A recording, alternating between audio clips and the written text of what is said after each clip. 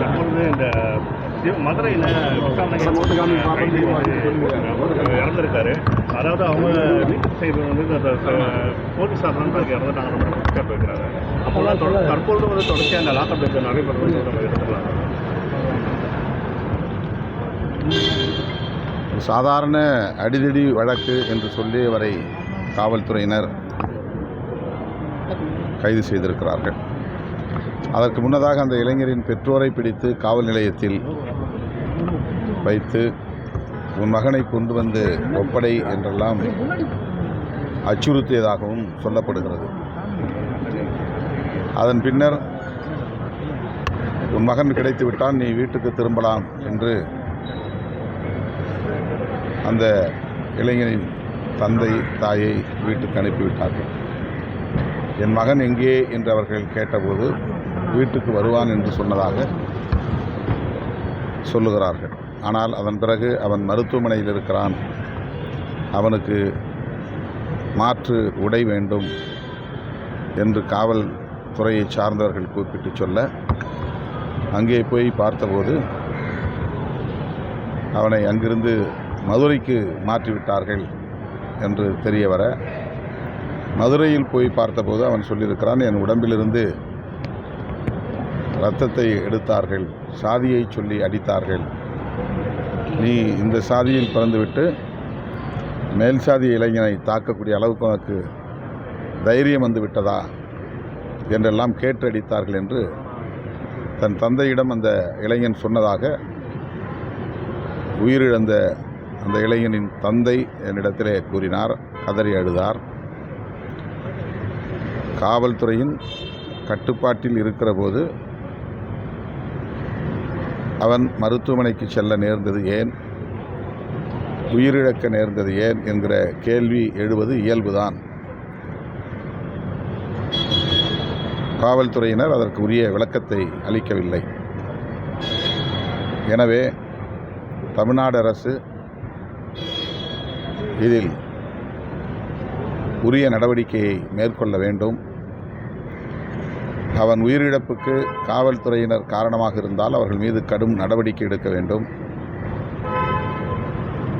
அந்த இளைஞரின் குடும்பத்திற்கு நீதி கிடைக்க ஆவண செய்ய வேண்டும் என்று வலியுறுத்துகிறேன். தொடர்ந்து தற்போது இந்த சாதி அதாவது தொடர்ந்து 2 சம்பவங்கள் தென் மாவட்டங்கள் நடந்தது.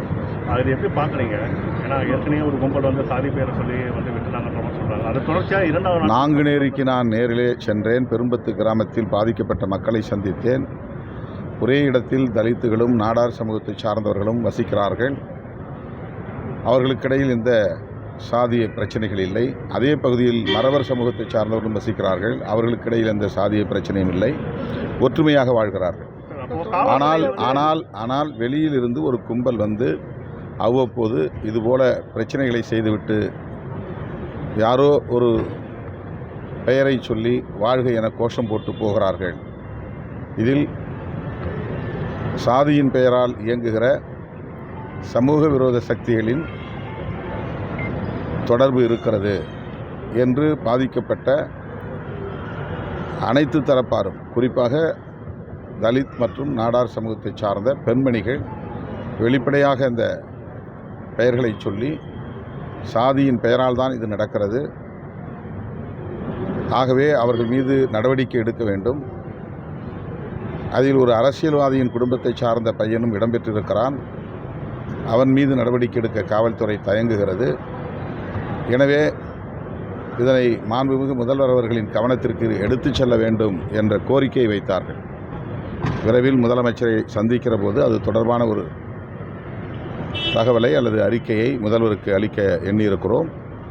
தென் மாவட்டங்களில் நாங்குநேரில் நடந்ததைப் போலவே சிவகங்கை அருகே இடைக்காட்டூர் கிராமத்திலும் அதே போல சாதியின் பெயரை சொல்லி தாக்குதல் நடந்திருக்கிறது. 2 சக்கர வண்டியில் 3 வண்டிகளில் வந்த 9 பேர் நாங்குநேரியில் எப்படி தாக்குதல் நடத்தி தப்பித்து போனார்களோ அதே போல இந்த கிராமத்திலும் நடந்திருக்கிறது. இதற்கு ஏதேனும் அரசியல் பின்னணி உள்ளதா என்ற கேள்வியும் எழுகிறது. ஆனால் சாதிய பின்னணி உள்ளது. எனவே இதில் அரசு தீவிரமான நடவடிக்கை எடுக்க முன்வர வேண்டும். சட்டம் ஒழுங்கை பாதுகாக்க வேண்டும். சாதியின் பெயரால் மக்களை பிளவுபடுத்துகிற இந்த முயற்சியை முறியடிக்க வேண்டும் என்று கேட்டுக்கொள்கிறேன். பாதிக்கப்பட்டு மருத்துவமனையில் அனுமதிக்கப்பட்டிருப்பவர்களுக்கு உயரிய சிகிச்சை அளிக்க வேண்டும். ஒருவர் உயிர் இன்னும் ஊசலாடுகிறது, அவர் பாதுகாக்கப்பட வேண்டும். ஏற்கனவே 2 பேர், ஒருவர் வட இந்திய இளைஞர், ஒருவர் தலித் இளைஞர். அந்த 2 குடும்பத்தினருக்கும் அரசு சட்டப்பூர்வமாக அவர்களுக்குரிய இழப்பீட்டை வழங்க வேண்டும். குறைந்தபட்ச நிவாரணமாவது அவர்களுக்கு வழங்க அரசு முன்வர வேண்டும். அரசு வேலைவாய்ப்பு வழங்க முன்வர வேண்டும். கலைஞர் கனவு திட்டத்தின் கீழ் வீடுகள் வழங்க 2 குடும்பத்தாருக்கும் மாவட்ட ஆட்சியர் நடவடிக்கை எடுத்திருப்பதாக கூறினார். ஆனால் இழப்பீடு தருவது சம்பந்தமாக எந்த முடிவையும் இன்னும் எடுக்கவில்லை என்று கூறினார். எனவே மாண்புமிகு முதல்வர் அவர்கள் அந்த படுகொலையில் பாதிக்கப்பட்ட குடும்பத்தினருக்கு, அதிலும் ஜான் மார்க் என்கிற தலித் இளைஞருடைய மனைவி வாய்ப்பேச இயலாதவர், 2 பெண் பிள்ளைகள், சின்னஞ்சிறு பிள்ளைகள். அந்த குடும்பம் இன்றைக்கு நடுத்தெருவிலே அனாதையாக நிற்கிறது. அவன் எந்த குற்றமும் இழைக்காமல் கண்டந்துண்டமாக வெட்டப்பட்டிருக்கிறான். கை வயிறு கால் வேறு என்ற துண்டு துண்டாக வெட்டியிருக்கிறார்கள். சாதி அடிப்படையிலே அவன் யாரிடமும் எந்த வம்பு தும்புக்கும் போனவன் இல்லை. ஆனால் அவன் கொல்லப்பட்டிருக்கிறான். ஆகவே இது மிக மோசமான ஒரு கலாச்சாரம். இப்படி திடுமென ஒரு கும்பல் ஒரு ஊருக்குள்ளே புகுந்து யாரை வேண்டுமானாலும் வெட்ட முடியும், யாரையும் படுகொலை செய்ய முடியும் என்கிற ஒரு சூழல் வளர்வது சட்டம் ஒழுங்கு பிரச்சனையாக மட்டுமின்றி இது சமூக பதற்றத்தை ஏற்படுத்தக்கூடிய, பெரும் அளவில் வன்முறைகளுக்கு வழிவகுக்கக்கூடிய சம்பவமாக இருக்கிறது.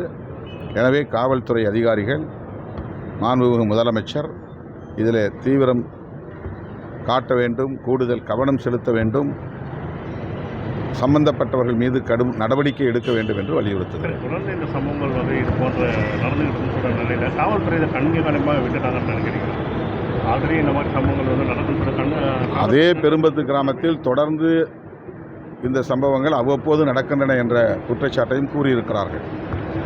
தென் மாவட்டங்களை பொறுத்தவரையில் காவல்துறையினர் இதற்கு சொல்லுகிற காரணம், போதை பழக்கம் கிராமப்புறங்களில் விரிவடைந்திருக்கிறது.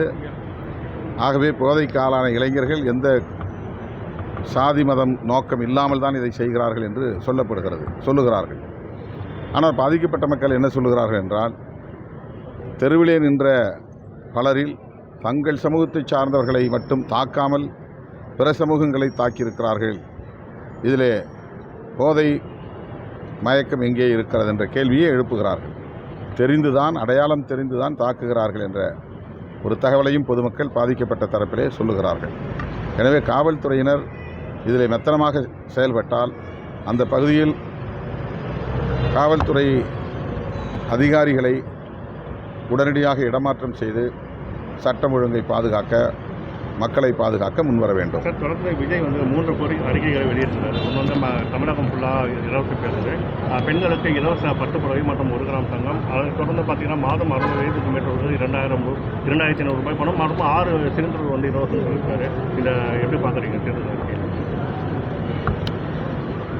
இது புலியை பார்த்து பூனை கோடு போட்டு கொண்ட கதை என்று சொல்வார்களே, அப்படித்தான் என்று நான் கருதுகிறேன். திமுக கூட்டணி வலுவாக இருக்கிறது. பல்வேறு நலத்திட்டங்களை திமுக அரசு நடைமுறைப்படுத்தி வருகிறது. புதிய பல அறிவிப்புகளையும் மகளிர் நலன்களை கருத்தில் கொண்டு அறிவித்திருக்கிறது. இதனை எதிர்கொள்வதற்கு இத்தகைய வாக்குறுதிகளை வழங்க வேண்டிய கட்டாயம் நேர்ந்திருப்பதாகத்தான் நான் பார்க்கிறேன். அது எந்த வகையிலும் திமுக கூட்டணியின் செல்வாக்கை பாதிக்காது என்று நம்புகிறேன். கடைசிகள் தொடர்ந்து நம்ம காங்கிரஸுக்கு முன்னுரிமை கொடுத்தது போல மற்ற கட்சிகளுக்கு ஏதோ ஒரு முன்னுரிமை கொடுத்தது போல தெரியவில்லை. காங்கிரஸுக்கு 28 சட்டமன்றத்துக்கும் ஒரு மாநில உறுப்பினர் கொடுத்தாங்க. ஆனால் தொடர்ந்து நீண்ட ஆண்டு காலமாக அவர் கூட பயணிக்கக்கூடிய விசிகாவுக்கு எந்த ஒரு மாநில உறுப்பினர் கொடுக்கல. ஆனால் நீண்ட காலமாக திமுகவை கடுமையாக விமர்சித்த தேமுதிகவுக்கு தற்பொழுது மாநில உறுப்பினர் கொடுக்கப்பட்டது. எப்படி பார்க்குறீங்க? அப்பொழுது திமுகவை அதிகமாக விமர்சித்து நாங்கள் இன்னும் பேச்சுவார்த்தையை முடிக்கவே இல்லை. எங்கள் பேச்சுவார்த்தையில் ஒரு இறுதி முடிவை எடுக்கிற போது இந்த கேள்வி நீங்கள் எழுப்பலாம்.